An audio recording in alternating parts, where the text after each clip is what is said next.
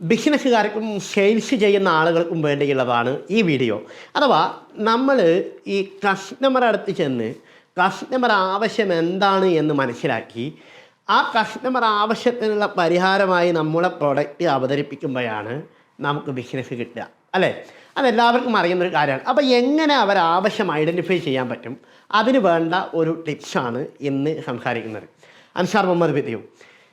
ഈ അടുത്ത് ഒരു പുതിയ ക്ലയൻറ്റുമായിട്ട് ഞാൻ മീറ്റ് ചെയ്തു ഇവിടെ റിയാദിൽ. അപ്പോൾ ഞങ്ങൾ ആദ്യമായിട്ട് മീറ്റ് ചെയ്യാണ്. ഞങ്ങളൊരു കോഫി ഷോപ്പിലിരുന്നു, സംസാരിച്ചു, എന്നെ പരിചയപ്പെടുത്തി, അദ്ദേഹത്തെ പരിചയപ്പെടുത്തി, കാര്യങ്ങളൊക്കെ സംസാരിച്ചു. അപ്പം അദ്ദേഹം നിലവിൽ ഉള്ള സപ്ലയേഴ്സിൽ അദ്ദേഹം വളരെ ഹാപ്പിയാണ്. പുതിയ ഒരാളെ കണ്ടെത്തേണ്ട ആവശ്യം ഇപ്പോൾ അദ്ദേഹത്തിനില്ല. അപ്പം ഞാൻ ഇത് നിലവിലുള്ള ഉഷാറാണ് എന്നൊക്കെ പറഞ്ഞു. ഞാനങ്ങനെ സംസാരിച്ച് വന്നു. ഞാൻ കുറേ ചോദ്യങ്ങൾ അദ്ദേഹത്തോട് ചോദിച്ചു. നമ്മുടെ പരിപാടി അതാണല്ലോ.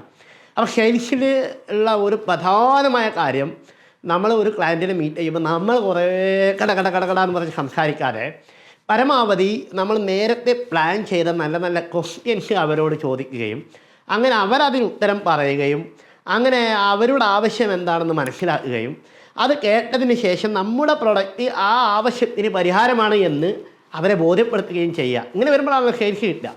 അപ്പോൾ ഞാനിങ്ങനെ ചോദിച്ചു, നിലവിൽ എന്തെങ്കിലും ചാലഞ്ചസ് നിങ്ങൾ ഫേസ് ചെയ്യുന്നുണ്ടോ? അപ്പോൾ അദ്ദേഹം പറഞ്ഞു, ഞാൻ ഓക്കെയാണ്, എല്ലാം ഓക്കെയാണ്, നിലവിലുള്ള സപ്ലൈസ് എല്ലാം ഓക്കെയാണ്. എനിക്ക് എല്ലാ കാര്യങ്ങളും ഒന്ന് ഈ വരച്ചുകൊണ്ട് കാണിക്കുകയാണെങ്കിൽ എനിക്ക് ഭയങ്കര ഇഷ്ടമാണ്. അഥവാ എല്ലാ കാര്യങ്ങളും, ഇപ്പം ചെറിയ ചെറിയ കാര്യങ്ങൾ വരെ ഒന്ന് വരച്ച് എന്നോട് പറയുകയാണെങ്കിൽ എനിക്ക് വലിയ ഇഷ്ടമാണത് എന്ന് അദ്ദേഹം പറഞ്ഞു. അപ്പോൾ അത് മാത്രമാണ് ഒരു ചാലഞ്ചസ് ആയിട്ട് ഞാൻ ഫേസ് ചെയ്യുന്നുള്ളൂ എന്ന് അദ്ദേഹം പറഞ്ഞു. അപ്പോൾ ഞാൻ പറഞ്ഞു, റീസെൻറ്റ് പ്രൊജക്ട്സിലെല്ലാം നമ്മളിങ്ങനെ ചെയ്തിട്ടുണ്ട്, നമുക്ക് ഓൾറെഡി അതിന് ടീമുണ്ട്, പക്ഷേ നിങ്ങൾ പറഞ്ഞ അത്ര നമ്മൾ ചെയ്യുന്നില്ല, പക്ഷേ അങ്ങനെ ചെയ്യേണ്ട സാഹചര്യങ്ങളിൽ നമ്മൾ ചെയ്യാറുണ്ട്, so we have A team എന്ന് പറഞ്ഞു. അപ്പോൾ അദ്ദേഹത്തിന് ഇത് വളരെ സന്തോഷമായി. അദ്ദേഹത്തെ ആകർഷിക്കാൻ എനിക്ക് സാധിച്ചത് ആ ഒരൊറ്റ പോയിന്റിലാണ്. അപ്പോൾ ഞാൻ പറഞ്ഞു, നമുക്ക് ടീമുണ്ട്, ആ വിഷയം നമുക്ക് ഉഷാറാക്കി എടുക്കാം എന്ന് പറഞ്ഞു. നമുക്കൊരു അവസരം കിട്ടുകയാണെങ്കിൽ നമുക്കത് ഉഷാറാക്കി എടുക്കാം എന്ന് ഞാൻ അവരോട് സംസാരിച്ചു. അപ്പം ആ ഒരു കിട്ടിയ പോയിന്റ് ഞാൻ എൻ്റെ ഡയറിയിൽ എഴുതി വെച്ചു. കാരണം ഇത് നമ്മുടെ നാളത്തെ മീറ്റിങ്ങുകളിൽ മറ്റ് ക്ലയൻസിനോട് അവതരിപ്പിക്കാനുള്ള കാര്യങ്ങളാണ്. കാരണം ഇത് അവരുടെയും ഒരു പെയിനായിരിക്കും, ഒരു പെയിൻ പോയിൻ്റ് ആയിരിക്കും. അപ്പം ഇതേപോലെ ഓരോ മീറ്റിങ്ങിൽ പോകുമ്പോഴും ഞാൻ നിങ്ങൾ നിലവിൽ എന്ത് ചാലഞ്ചസ് ഫേസ് ചെയ്യുന്നു എന്ന് ചോദിക്കും. അവർ പറയുന്ന ഉത്തരം നോട്ട് ചെയ്യും. അപ്പം നമ്മൾ സാധാരണ പ്രസൻറ്റേഷൻ കൊടുക്കുമ്പോൾ സാധാരണ എല്ലാ കമ്പനികളുടെയും പ്രസൻറ്റേഷൻ ഒരേപോലെ ആയിരിക്കും. പ്രത്യേകിച്ച് കാര്യമായി സെയിൽസ് ട്രെയിനിങ് ഒന്നും കിട്ടാത്ത അപ്ഡേറ്റഡ് ആവാത്ത സെയിൽസ് ചെയ്യുന്ന ആളുകൾ, അത്തരം ബിസിനസ് ഓണേഴ്സ്, അവർ ഡയറക്റ്റ്ലി നേരെ അവരെ പ്രൊഡക്റ്റുകൾ അവതരിപ്പിക്കും. അപ്പോൾ അവർ I will think it over, let me back to you എന്നൊക്കെ പറഞ്ഞ് അവിടെ ഒഴിവാക്കി വിടും. അങ്ങനെയാണ് സാധാരണ. എന്നിട്ട് അവർ പറയും നല്ല പ്രൊഡക്റ്റാണ്, ബിസിനസ് ഇല്ല എന്നവർ പറഞ്ഞുകൊണ്ടേയിരിക്കും. അപ്പോൾ ഞാൻ പ്രസൻറ്റേഷൻ കൊടുക്കുമ്പോൾ സാധാരണ ഞാൻ കുറേ പോയിന്റുകൾ എഴുതി വെച്ചിട്ടുണ്ട്.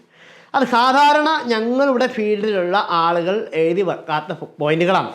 എല്ലാവരും എഴുതി വെക്കുന്ന പോയിന്റ് ഉണ്ട്. അപ്പം ഞാൻ ആദ്യം പറയും, എല്ലാവരും ചെയ്യുന്നത് ഇതാണ്, ഇത് ഇല്ലാതെ ഈ ബിസിനസ് മുന്നോട്ട് പോവില്ല. ഞങ്ങളത് ഓഫ്കോഴ്സ് ഞങ്ങളത് ചെയ്യുന്നുണ്ട്.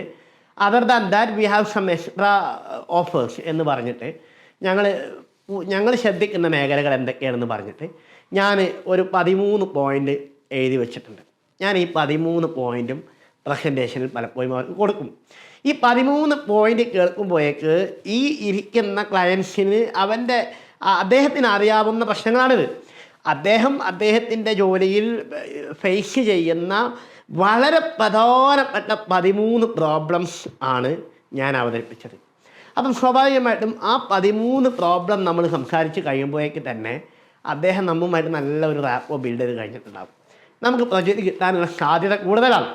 അപ്പം ഇതുപോലെ നമുക്കിപ്പോൾ ഞാൻ നേരത്തെ പറഞ്ഞ പോലെ ഓരോ മീറ്റിങ്ങിലും നമുക്ക് ഓരോ പെയിൻ പോയിന്റുകൾ കിട്ടണം. ആ പോയിന്റുകൾ എഴുതി വെച്ച് അതൊരു പ്രസൻറ്റേഷനായിട്ട് ഒരു ഡിഫറൻ്റായിട്ട് ഒരു യുണീക്ക് അപ്രോച്ചിലേക്ക് നമ്മൾ പോവുകയാണെങ്കിൽ നമുക്ക് ഏത് മീറ്റിങ്ങിന് പോയാലും നമുക്കത് ക്ലോസ് ചെയ്ത് ബിസിനസ് പിടിക്കാൻ വേണ്ടി കഴിയും.